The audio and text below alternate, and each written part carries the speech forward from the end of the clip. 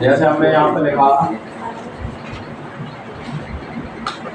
2HI, जिससे बना आपका H2 प्लस I2, ठीक है।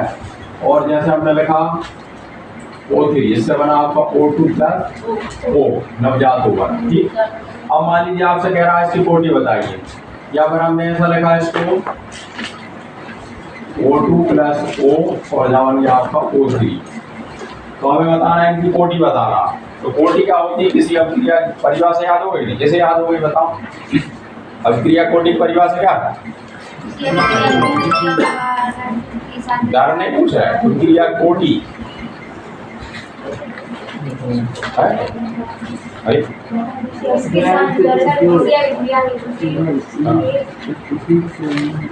अभिकारकों के सांद्रताओं के समान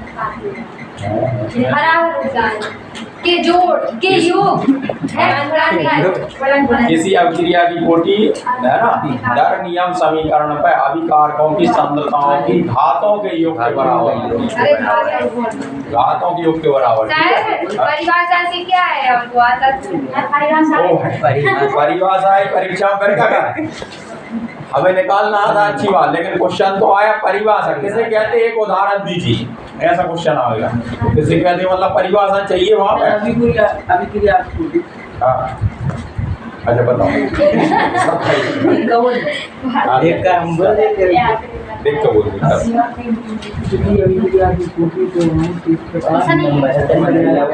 अरे ये देखो अब इसे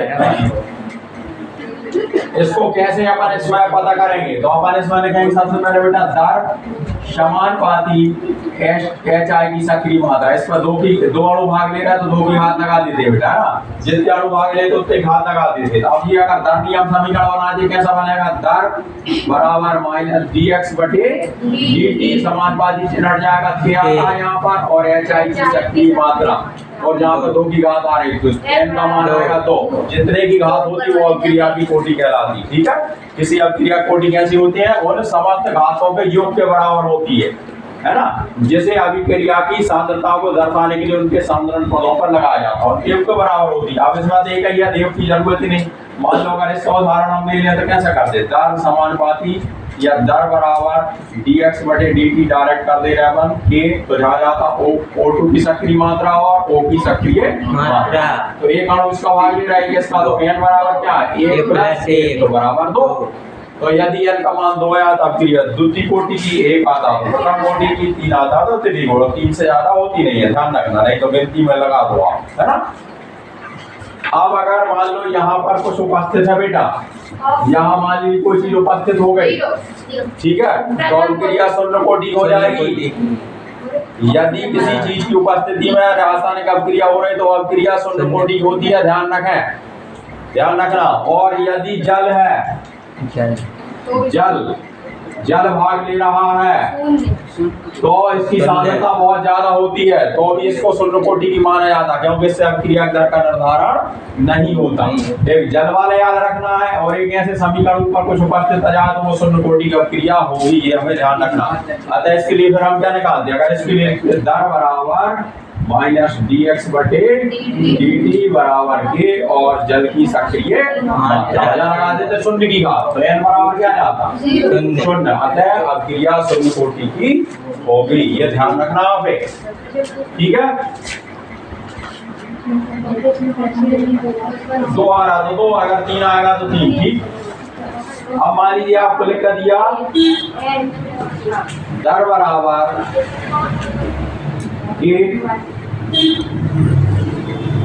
x की सक्रिय मात्रा और ये y की सक्रिय मात्रा, ठीक है। इस पर घात लगी बेटा 3 बटे 2 और इस पर लगी है 1 बटे 2। चलो तो अब इसकी कोटि बताइए, क्वेश्चन आपके सामने आ गया, इसकी कोटि बताइए, कितनी होगी कोटि? 2 आएगी, है ना।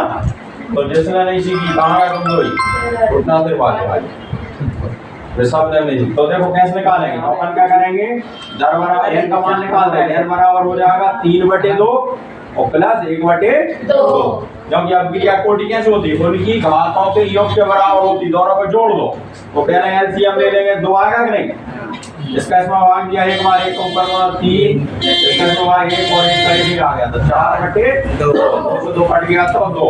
अतः क्रिया द्वितीय कोटि की होगी। आधी भी हो सकती, डेढ़ भी हो सकती, ध्यान रखना, ये मत सोचना गुणांक में आता। अंतर में वो मैंने पढ़ा, क्रिया की कोटि का मान भिन्नात्मक होता, मतलब प्रभाव में होता, जबकि अणु संख्या का मान सदैव पूर्णांक में होता है। ऐसा अंतर पढ़ा कि नहीं? ठीक है, तो द्वितीय कोटि होगी। चलो अब अपन देख रहे हैं जो एक, चलो अब लेंगे आप अर्ध आयु काल से आप क्या समझते हैं? अर्ध आयु काल,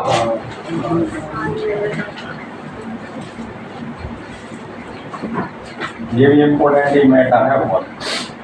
अर्ध आयु काल से आप क्या समझते हैं? इसका व्यंजक दीजिए।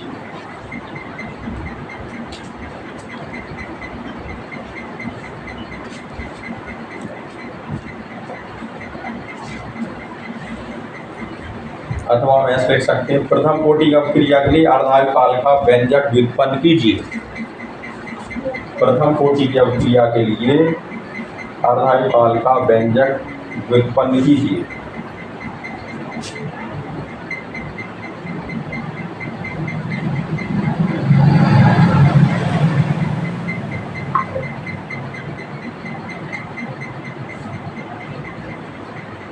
एक और अथवा बन सकता है इससे, उत्तर एक ही है सबका। सर ये प्रथम की जगह द्वितीय भी आ सकता है, द्वितीय कोटि की हम क्रिया के लिए ऐसा भी आ सकता है। आ सकता आपके कोर्स में नहीं है, बड़ी क्लासों में आएगा। हाँ तो प्रथम और शून्य के लिए बस, द्वितीय तृतीय के लिए वहाँ आएगा कॉलेज में, ठीक है, इसमें नहीं दिया आपके कोर्स में। यहाँ तो दिया शून्य कोटि के लिए और प्रथम कोटि के लिए। अब अगर हायर क्लासों में पहुँचेंगे कॉलेज वाली में तो वहाँ पे आपको बताएं, ठीक। तो एक अथवा क्वेश्चन ये भी है, सिद्ध कीजिए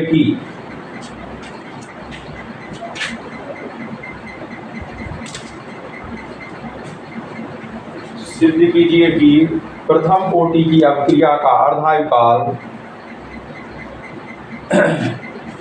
प्रथम कोटि की अभिक्रिया का अर्ध आयु काल अभिकारक के प्रारंभिक सांद्रण पर निर्भर नहीं होता। अर्ध आयु काल अभिकारक के प्रारंभिक सांद्रण पर निर्भर नहीं होता।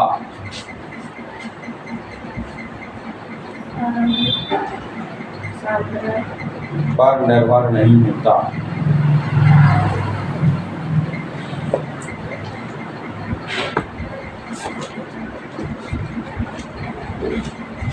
तो पहले अर्ध आयु काल की परिभाषा लिख लें आप।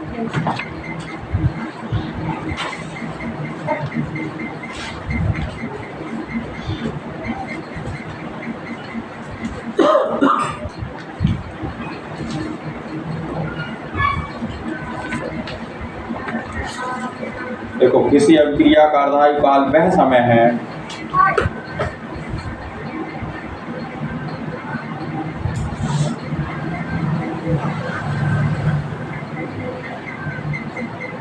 जिसमें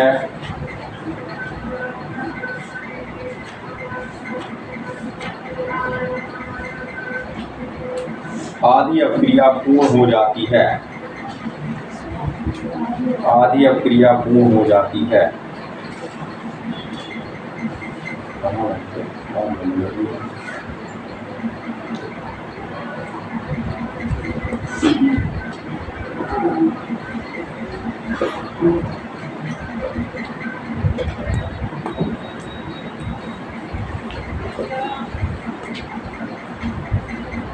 अथवा हम लिख लें, किसी अभिक्रिया का अर्ध आयु काल वह समय है जिस पर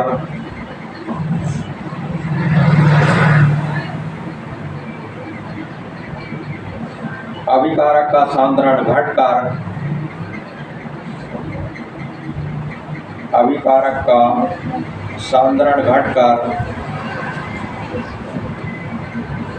उसके प्रारंभिक सांद्रण का आधा रह जाता है। सर जिसका अभिकारक का प्रारंभिक सांद्रण घटकर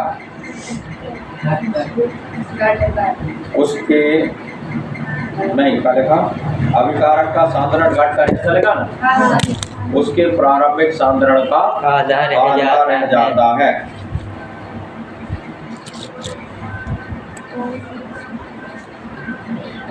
इसे टी हाफ से प्रदर्शित कर दे। टी हाफ, टी स्मॉल बनाओ और 1/2 टी हाफ से प्रदर्शित करते हैं।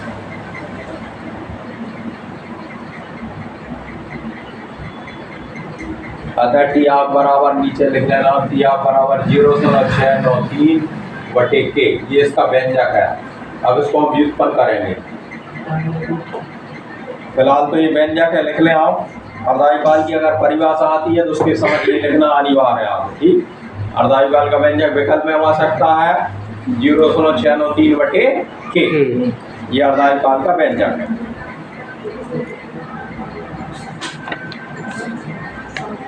तो अब ध्यान दें, अपन अर्धाविकाल की परिभाषा क्या हो गई, दो तरह से लिखी है। दोनों में ये लिखना कि इसे टी हाफ से प्रदर्शित करते हैं, ठीक है। ये मतलब नहीं उसमें मैंने नहीं लिखवाया तो आप नहीं लिखेंगे। वैसे नीचे वाली परिभाषा बहुत अच्छी है, नहीं आई तो ऊपर की बहुत सरल है।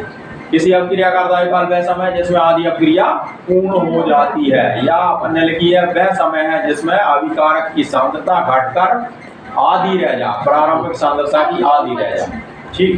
जो सी याद हो जाए, जैसे मान लो अभिकारक ए है, मान लो एक पदार्थ है, मान लो इसकी 100 ग्राम मात्रा है। यहाँ ध्यान दो, आरंभ में इसकी मात्रा 100 ग्राम है, ठीक है। अब ये मान लीजिए 15 मिनट बाद 50 ग्राम रह गई, तो इसका अर्धाविकाल कितना होगा?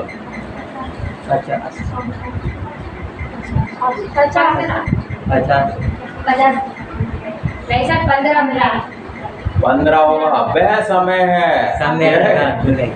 परिभाषा में लिखा कि नहीं, किसी अपक्रिया का अर्धाविकाल वह समय है, तो समय की बात हो रही नहीं है। वह समय है जिसमें उसकी प्रारंभिक सांद्रता का सांद्रण घटकर आधा रह जाता है। जितने समय में आधा होगा वही उसका अर्धाविकाल कहलाता है। समझ गए?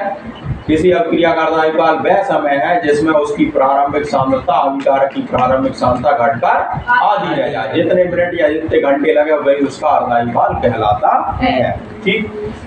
अब चलो हेडिंग डालने अपन। प्रथम कोटि की अपक्रिया के लिए अर्धाविकाल का व्यंजक व्युत्पन्न करना।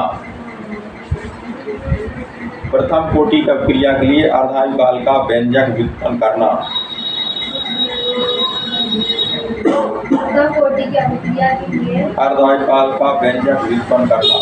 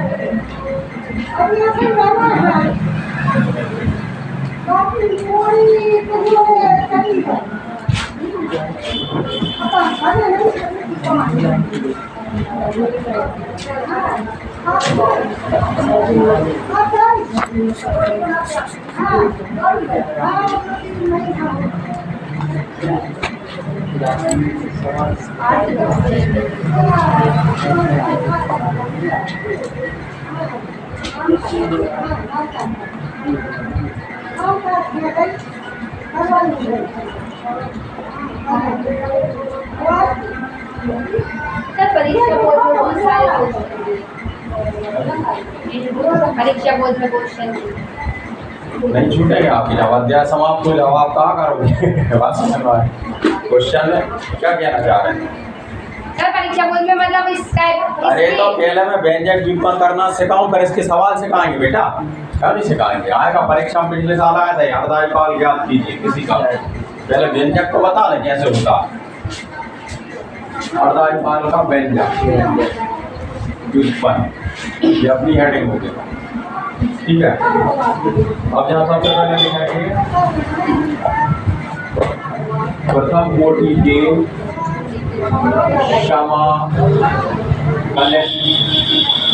दर समीकरण से ये होता बेटा ये बराबर 2.303 बटे टी, और यहाँ होता लॉग a बटे a माइनस एक्स। ये हमें फिलहाल याद रख लो, आप इसको व्युत्पन्न करना सिखाएंगे, वो बहुत बड़ी प्रोसीजर है, उसमें समाकलन सब कुछ लगेंगे, फिलहाल बाद में बताएंगे। फिलहाल आप ये याद रखना कि प्रथम कोटि की अर्धायुकाल के लिए क्या है, प्रथम कोटि का क्रिया के लिए समाकलन का समीकरण है। यहाँ पर टेन भी लगा सकते हैं, यदि लगाना तो टेन लगाओ, यदि लगाओ कोई फर्क नहीं पड़ता बेटा, ठीक। तो ये हो गया आपका, है ना, इसको हमें याद रखना। हमने क्या लिखा, प्रथम कोटि का समाकलन दर समीकरण होता k बराबर 2.303 बटे टी लॉग a बटे a माइनस एक्स, ठीक है। अब देखो, अब यहाँ लिखेंगे माना अभिकार a है, कोई भी एक की प्रारंभिक सांद्रता, प्रारंभिक सांद्रता a है, ठीक है। उसकी शुरुआत की जो मात्रा है वो a है, जो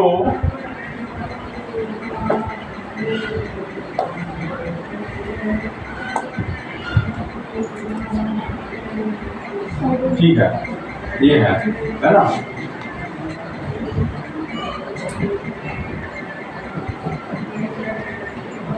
जो t समय बाद घटकर a माइनस एक्स रह जाती है, मतलब कितने भी समय बाद वो प्रारंभिक मात्रा ये और घटकर ये रह जाती, ठीक है। अब यहाँ पर लिखेंगे अर्धायुकाल के अनुसार, अर्धायुकाल के अनुसार, यदि अर्धायुकाल के अनुसार देखें तो क्या आएगा आपका टी का मान आएगा, टी आप आएगा बेटा, क्योंकि आधा रखना आपको, और ए का मान एक्स का मान कितना हो जाएगा, एक्स का मान हो जाएगा 1/2। प्रारंभिक सांद्रता ए है तो आधी अर्धायुकाल के अनुसार कितनी हो जाएगी, आधी, है ना। ऐसे समय भी आधा हो जाएगा। अब ये दोनों मान हम क्या रखते हैं, समीकरण एक में मान रखने पर रखते हैं अपन मान, तो मान रख दो, क्या आ गया आपका k बराबर 2.303 टी हाफ, टी का मान टी हाफ हो गया, और जहाँ गया आपका लॉग a माइनस a बटे 2, ठीक है। बात समझ आ रही है, ये मान हमने यहाँ पर रख दिया। अब इसका एलसीएम ले लो, कितना आएगा इसका उत्तर, 2.303 बटे टी हाफ, ऊपर ए और नीचे a बटे 2, आएगा कि नहीं। किसी नहीं समझ आ रहा हो तो पता है हल करके क्या सर, ये अपन ने a बटे 2 नीचे ही क्यों लिया है, ऊपर क्यों नहीं लिया है, बटे x का मान रखा है, x का मान रखा। प्रारंभिक सांद्रता ये है, और जो t समय बाद घटकर a माइनस एक्स हो जाती है, इसलिए a की मात्रा आधी रह गई। शुरुआत में मान लो जितने भी ग्राम थी तो कुछ समय बाद वो घटकर आधी रह जाती है, इसलिए x का मान आएगा 1/2, मतलब जितनी मात्रा है। जब सवाल करेंगे तो और समझ में आएगा, सवाल आएंगे इससे संबंधित तो और समझ में आ जाएगी आपको, ठीक है। तो इसका जब एलसीएम लेंगे बेटा आएगा a/2 ही आएगा आपको, क्योंकि जहाँ हो जाएगा 2a और 2a में से एक a जाएगी तो बटे आएगा a/2। अब a से a कैंसिल, तो अब 2 ऊपर चला जाएगा, तो हमारे पास क्या हो गया, अब हमारे पास आ गया आपका k बराबर 2.303 बटे टी हाफ, और जहाँ बचा आपका लॉग 2। अब चूंकि लॉग 2 का मान कितना होता है, ये लॉग के मान याद रखना भाई आपको, लॉग 2 का मान होता है 0.3010। नहीं पता तो एक दिन मैं लॉग के मान निकालना बता दूंगा। है? अब पिछले साल बताए थे ना मैंने, पूरे आपको निकालना 10। ठीक है, फिर से बता देंगे, आगे बता देंगे अभी। फिलहाल आप याद रखो कि log 2 का मान होता 0.3010। कुछ ऐसी जरूरत पड़ेगी log 2, log 4, log 10 ऐसे मान की जरूरत पड़ेगा। अब यहाँ देखो k बराबर 2.303 बटे टी और यहाँ पे आपका 0.3010। अब हल कर लो इसको, इसका इसमें बड़ा करेंगे तो आएगा 0.693 बटे टी। इसका इसमें बड़ा करेंगे दे जाएगा बेटा, और टी आपको इधर ले जाओ क्या हो गया, टी आप बराबर 0.693 बटे टी। तो यही अर्धायुकाल का व्यंजक है, यही अर्धायुकाल का व्यंजक है। ऐसे हमें करना है।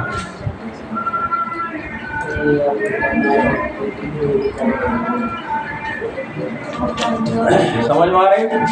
आ गया समझ में? ऐसे सवाल करना आप भी आज इनसे, ये सूत्र में रख के सवाल हल हो गया अभी। ठीक है, अब मान लो मैंने 3 प्रकार के क्वेश्चन आपको लिखवाए थे एक दूसरे का बाद, तो कितना कितना आपको कैसे लिखना। सबसे पहले अर्धायुकाल की परिभाषा पूछी, लिख देंगे आप। व्यंजक कोई लिखना जो लास्ट में आया वो 1-2 नंबर का क्वेश्चन आता तो डायरेक्ट परिभाषा और व्यंजक नीचे वाला लिख देना। फिर यदि ऐसा क्वेश्चन आ गया कि प्रथम कोटि का क्रिया के लिए अर्धायुकाल का व्यंजक व्युत्पन्न कीजिए, तो आप यहाँ से शुरू करेंगे और यहाँ तक ये व्युत्पन्न हो जाएगा, यही अर्धायुकाल का व्यंजक हो गया। फिर एक तीसरा क्वेश्चन लिखा आपने, अथवा में लिखा नहीं, सिद्ध करो कि प्रथम कोटि का क्रिया के लिए अर्धायुकाल का मान उसकी आरंभिक सांता पर निर्भर नहीं करता। तो बस अपन जहाँ पे वो जो क्वेश्चन है वो इसके नीचे लिख देंगे, समीकरण 5 से स्पष्ट है कि, क्या स्पष्ट हो रहा जो क्वेश्चन कह रहा। क्वेश्चन जो तीसरा लिखा वो यहाँ लिखा जाएगा बेटा। क्या लिखा आपने क्वेश्चन में, सिद्ध करो कि लिखा ना, तो अपन लिखेंगे समीकरण 5 से स्पष्ट है कि इसकी अर्धायुकाल का मान कैसा, उसकी आरंभिक सांद्रता पर निर्भर नहीं करता। क्योंकि आरंभिक सांद्रता कैसी थी, यदि ये उत्तर आ जाता टी हाफ समानुपाती ए, अगर हमारा उत्तर लास्ट में आता टी हाफ समानुपाती ए, इसका मतलब इसका मान इस पर निर्भर कर रहा है, अभी इसका मान नहीं कर रहा। ठीक है, इसलिए हमें लास्ट में जो क्वेश्चन लिखा वो यहाँ पर लिख देना ऐसे, परीक्षा बोध में लिखा ही ऐसा। ठीक, समझ गए? तो 3 तरह